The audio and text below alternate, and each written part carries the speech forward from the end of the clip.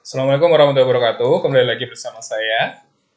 Pada kegiatan hari ini kita akan melanjutkan mata kuliah fungsi khas besar 2 SKS yang merupakan mata kuliah wajib di Prodi Pendidikan Matematika. Baik, yang akan kita bahas adalah fungsi beta yang merupakan kelanjutan dari fungsi gamma. Apa sih fungsi beta? Fungsi beta itu didefinisikan dalam bentuk beta m, n yang merupakan integral dari 0 sampai 1 x pangkat m-1 dikali dengan 1 min x pangkat n-1 dx dengan m lebih dari 0 dan n lebih dari 0. Nah, berarti kalau kita diminta untuk mencari beta 6,3, berarti kan m-nya sama dengan 6, n-nya sama dengan 3. Berarti 6 dikurangi 1, 5, 3 dikurangi 1, 2. Berarti beta 6,3 itu sama aja dengan mencari integral 0 sampai 1, x pangkat 5, 1 min x pangkat 2 dx. Atau beta 3,6, berarti m-nya sama dengan 3, n-nya sama dengan 6. Berarti beta 3,6 itu sama aja dengan integral 0 sampai 1, x pangkat 2, 1 min x pangkat 5 dx. Pembuktian sifat-sifat fungsi beta. Ada beberapa sifat fungsi beta yang akan kita buktikan. Untuk sifat yang pertama, untuk m yang lebih dari 0 dan n yang lebih dari 0 memenuhi beta m, n sama dengan beta n, m. Berarti kalau kita punya beta 6,2 sama aja dengan beta 2,6. Atau beta 10,7 sama aja dengan beta 7,10. Bagaimana cara membuktikannya? Kita substitusikan x sama dengan 1 min y, maka dx-nya itu sama dengan min dy. Berarti kita ganti semua x dengan 1 min y. 1 min y, kemudian ini kan 1 min 1 min y, dapatnya y. Dx-nya kita ganti dengan min y, min dy. Batasnya, untuk yang ini kan batas dari x ya, yaitu x-nya sama dengan 0 sampai x sama dengan 1. Kita ubah dalam bentuk y. Berarti kalau x-nya sama dengan 0, y-nya sama dengan 1. Kalau x-nya sama dengan 1, y-nya sama dengan 0. Kemudian negatifnya ini bisa ke depan. Setelah itu, kita tukar posisi antara batas bawah ke batas atas. Nah, negatifnya jadi hilang. Sehingga kita dapatkan 0 sampai 1, integral 0 sampai 1, y pangkat n-1, 1 min y pangkat n-1 dy. Atau dengan kata lain sama dengan beta n, m. Berarti beta m, n itu sama dengan beta n, m. Terbukti ya. Sifat nomor 2. Dalam koordinat polar, fungsi beta itu dapat dinyatakan dalam bentuk beta m, n sama dengan 2 integral dari 0 sampai pi per 2 sin pangkat 2 m-1 theta kali cos pangkat 2 n-1 theta d theta. Jadi ini adalah bentuk polar dari fungsi beta. Bagaimana cara mendapatkan bentuk ini? Kita misalkan x sama dengan sin pangkat 2 theta. Sehingga dx-nya itu adalah 2 cos theta sin theta d theta. Ya, sehingga kita ganti semua x dengan sin kuadrat theta. Nah, x-nya ini kan dari 0 sampai 1. Maka ketika x-nya sama dengan 0, kita dapatkan θ-nya sama dengan 0. Ketika x-nya sama dengan 1, kita dapatkan θ-nya sama dengan pi per 2. Kemudian kita proses, ini kan sin pangkat 2 theta ya. Dipangkatkan lagi dengan m-1, berarti kan 2m min 2 ditambah dengan sin ini pangkat 1, jadinya 2m min 1. Begitu juga untuk yang cos ya, cos kuadrat theta. Cos kuadrat theta ini diperoleh dari 1 min sin kuadrat theta ini ya. Identitas trigonometri. 2n min 2 ditambah dengan 1. Jadinya 2n min 1 theta d theta. Ini integral dari 0 sampai pi per 2 sin pangkat 2m min 1 theta cos pangkat 2n min 1 theta d theta. Nah, duanya ini keluar. Jadi dia, kalau fungsi beta dinyatakan dalam bentuk koordinat polar, beta m, n sama dengan 2 kali integral ini. Oke. Kemudian sifat yang ketiga, yaitu hubungan antara fungsi beta dengan fungsi gamma. Fungsi gamma itu sudah kita bahas pada pertemuan kemarin. Definisinya seperti apa, sifat-sifatnya seperti apa. Nah, ternyata ada hubungan antara fungsi gamma dengan fungsi beta. Hubungannya seperti apa? Data beta m, n itu dapat dinyatakan sebagai gamma m dikali gamma n dibagi dengan gamma m ditambah n.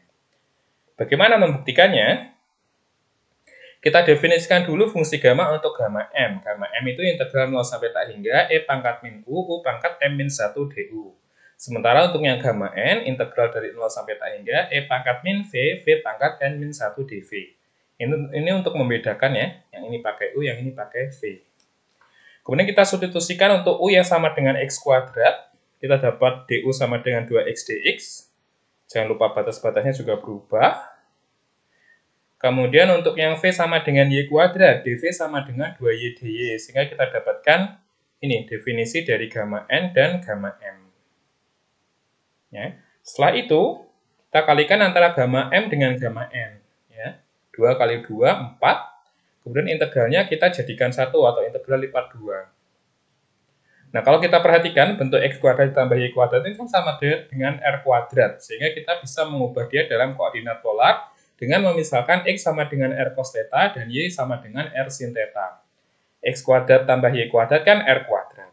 Yang X, R cos theta. Yang Y, R sin theta. Yang dx dy, R dr d theta.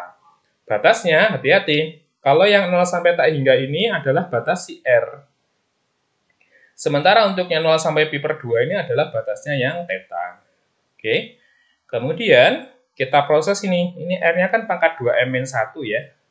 Kemudian yang ini R-nya pangkat 2N-1. Dikali dengan R. Berarti kan R pangkat 2N-1 ditambah dengan 2N-1 ditambah 1. Jadinya kan 2 kali M ditambah N dikurang 1. Ini ditulis biasa.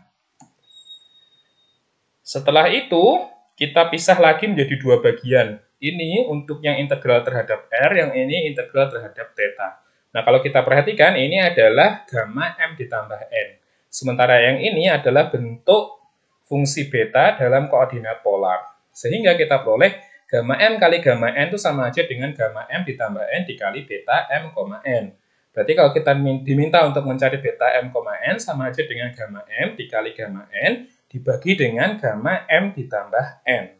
Terbukti ya. Sehingga kita mendapatkan 3 sifat. Sifat yang pertama tadi adalah beta M, N sama dengan beta N, M. Beta 5,2 sama dengan beta 2,5. Kemudian sifat yang nomor 2, kita mendapatkan bentuk umum untuk koordinat polar untuk fungsi beta. 2 kali integral ini ya. Kemudian yang ketiga adalah hubungan antara fungsi beta dan fungsi gamma, yaitu beta M, N sama dengan gamma M kali gamma N dibagi dengan gamma M ditambah N. Berapa beta 10,8? Berarti gamma 10 kali gamma 8 dibagi dengan gamma 18. Berapa beta 5,2? Berarti gamma 5 kali gamma 2 dibagi dengan gamma 7. Contoh 1, misalnya kita diminta untuk mencari beta 4,2 dan beta 5,6. Beta 4,2 berarti gamma 4 dikali gamma 2 dibagi gamma 6. Ya. Gamma 4, 3 faktorial. Gamma 2, 1 faktorial. Gamma 6, 5 faktorial. Kita dapatkan 1 per 20. Bisa kita coret ya.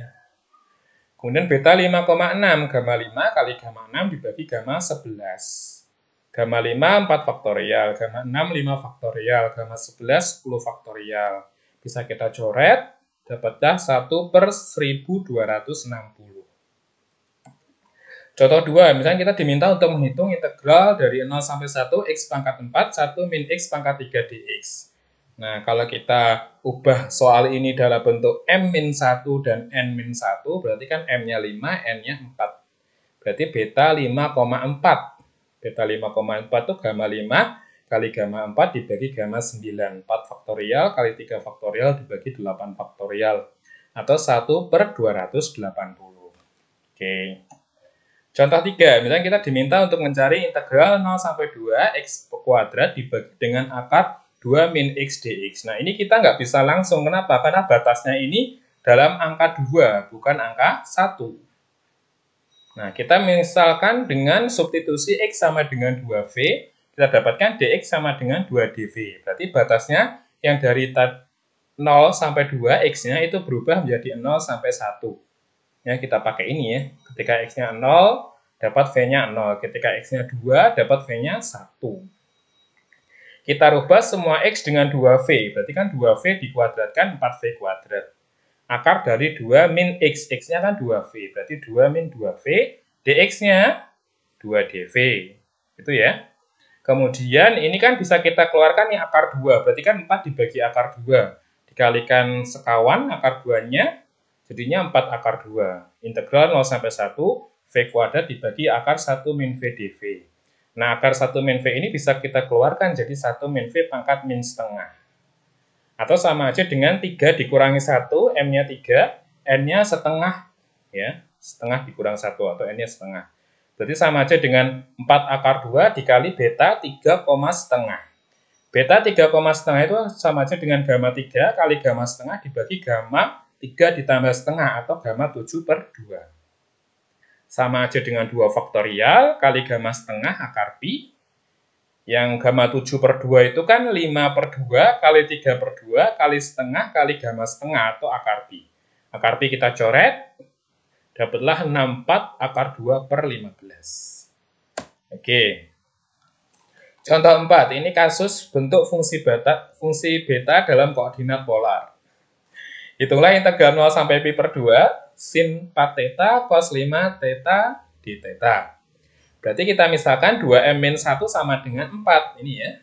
Dan 2m-1 sama dengan 5. Berarti m-nya sama dengan 5/2 dan n-nya sama dengan 3. Berarti sama aja dengan integral dari 0 sampai pi/2 sin 2 kali m 5/2 min 1 theta cos 2 kali n 2 kali 3 min 1 theta d theta. Nah, kalau kita perhatikan bentuk ini belum ada angka 2. Berarti kan harus kita munculkan angka 2 dan untuk tidak merubah soal maka kita tambahkan angka setengah. Setengah kali 2 kan 1 ya. Berarti kan setengah dari 2 kali integral ini, atau sama aja dengan setengah kali beta m, n. Betanya, m-nya tadi berapa? 5/2, n-nya 3, berarti beta 5/2,3.